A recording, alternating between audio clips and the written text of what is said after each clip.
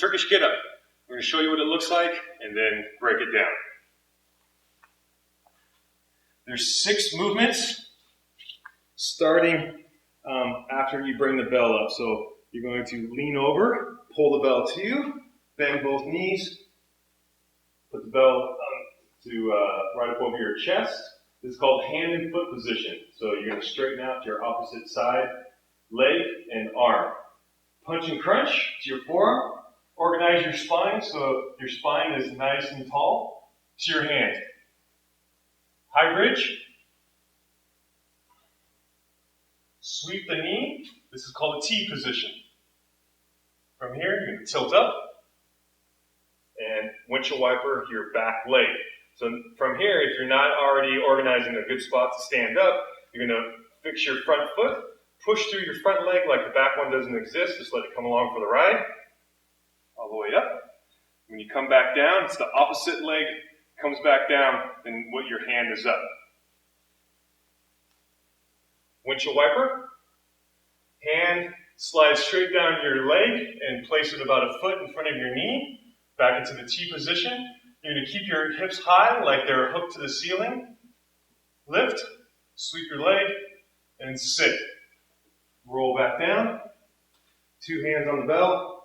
Off to your side. The benefits of the Turkish get-up is that it has carryovers to the rest of the basic exercises. So everything from packing your shoulder to keeping your stomach tight to being able to have a bell up over your head. So I'm going to show you one more time.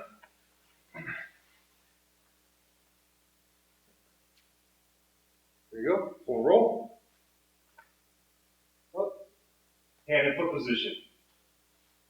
Punch and crunch. To your hand. High bridge. Sweep the knee to the T position. Kneeling. Windshield wiper your leg. All the way up. Kneeling. Windshield wiper. T position. Sweep. And sit. Roll. 2 hands on the bell. And set it down. That's the Turkish get-up. The Turkish get-up from a different angle.